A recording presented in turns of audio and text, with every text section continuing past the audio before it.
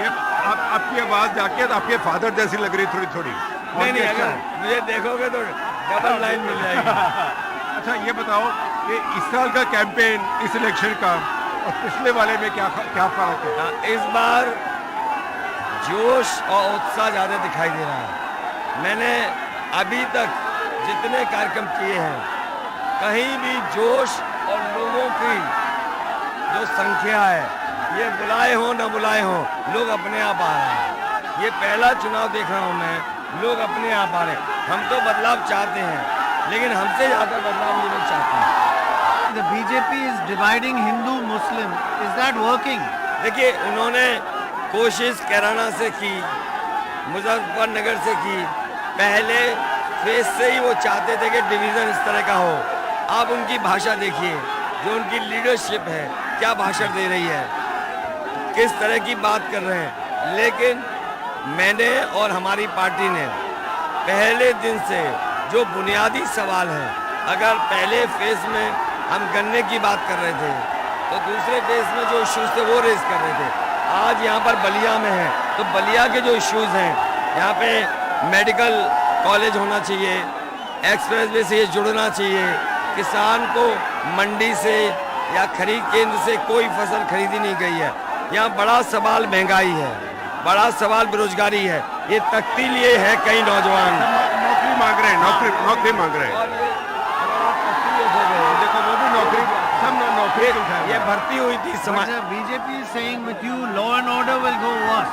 नहीं, वो तो स्टैटिस, अगर आप आंकड़े देखेंगे, जो NCRB के आंकड़े हैं, आप देखिए सबसे ज़्यादा असुरक्षित महिलाएं कहीं हैं तो यूपी में है, सबसे ज़्यादा फेक इनकाउंटर्स कहीं हैं तो यूपी में है, अगर कहीं भी IPS फरार है तो यूपी में है। एक व्यापारी गोरखपुर में प्रधानमंत्री जी के, वो मुख्यमंत्री के क्षेत्र में आता है, वसूली के लिए उसे मार दिया जाता है। कस्टोडियल डेथ सबसे ज़्यादा है। कि कौन से लॉ एंड ऑर्डर की बात कर रहे हैं? लेकिन हम लोगों से बात करें तो बोलते हैं जी पहले रंगदारी थी, किडनैपिंग थी, उठा के ले जाते थे, अब नहीं है। जिस दिन प्रधानमंत्री जी ने, आप टाइमलाइन चेक करना, जिस दिन प्रधानमंत्री जी ये कह रहे थे कि यूपी में पहले अपराधी और इस तरह के लोगों को उठा ले जाते थे, उसी दिन आगरा में एक बच्चे का अपहरण हुआ और व्यापारी का पैसे 25 लाख रुपए नहीं दे पाया। 2 दिन बाद उसके बच्चे की हत्या हो गई। आज भी अगर अखबार उठा करके देखेंगे, बेटियों की छेड़छाड़ की लगाम घटनाएं आप देख सकते हो। अगर ये बताइए कि अगर इस बार आप चुनाव जीत गए तो पिछली बार से जो अब नई सरकार चलाएंगे, पिछली बार से कैसे अलग होगी? देखिए, क्योंकि आप जब सरकार में और मुख्यमंत्री पहली बार बनते हैं तो बहुत सारी चीज़ें आप नई सीखते हैं। इस बार क्योंकि 5 साल विपक्ष में रहे हैं, पहले चलाने का मौका मिला था। अगर जनता मौका देगी तो मैं समझता हूँ हम लोग मिलकर के पहले से अच्छा काम उत्तर प्रदेश में करके दिखाएंगे। और कम से कम हम लोगों ने वो काम किए। समाजवादियों का वो विजन था कि प्रधानमंत्री हरकुलिस से सड़क पर उतर पाए। अगर ये विजन उनका होता तो बताओ, गुजरात में अगर एक भी सड़क ऐसी हो जहाँ पे हरकुलिस सड़क पर उतर पाए। So Prime Minister Modi has said, you are all family, family. He is not family. Ballia का भाषण उनका सुना मैंने। वो 15 बार परिवारवाद बोला उन्होंने, 15 बार अपने भाषण में। और पूरे दिन में अगर हम कहेंगे तो लगभग 25 बार उन्होंने घोर परिवारवादी कहा। मैं ये जानना चाहता हूँ उनसे कि अगर उनके परिवार के बारे में कोई बात नहीं कर रहा तो इसका मतलब ये नहीं कि वो परिवारवादी नहीं है। आज क्रिकेट में उनके 2 नंबर के नेता का बेटा कैसे पहुंच गया? ये बाबा योगी जो मुख्यमंत्री हैं, अगर इनके मामा मठ में न होते तो शायद हमारे बाबा मुख्यमंत्री भी मठ में नहीं होते। जिस समय बलिया में भाषण दे रहे थे परिवारवाद पे, क्या उन्होंने यहाँ के पूर्व सांसद को अपने बगल में खड़ा हुआ नहीं देखा?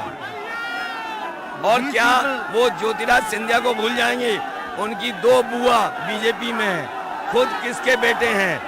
कर्नाटक का जो मुख्यमंत्री है वो किनका बेटा है? अगर इनके पास परिवार नहीं है तो हम क्या कर सकते हैं? One question I want to ask you: Are you not scared? These people can do anything. Do you feel a bit scared? वो समय चला गया। वो छापे मारे तो थे उन्होंने, उन्हें लगता था कि हमारे पास पैसा है। अरे हमारे पास पैसा होता तो मंच पक्का होता। हम भी उन जैसे वो 10 हिल रहा है। हमारे सब लीडर हेलीकॉप्टर में उड़ रहे होते So हैं। wave to them, हमने wave. ये बताइए, जोश. ये ऐसा चुनाव मैंने भी कभी नहीं देखा।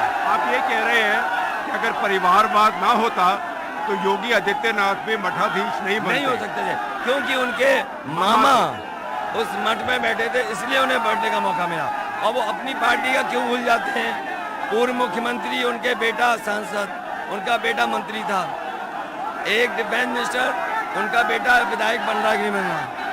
तो बीजेपी में भरा पड़ा है परिवारवाद, लेकिन उन्हें अपना परिवारवाद नहीं दिखाई देता है।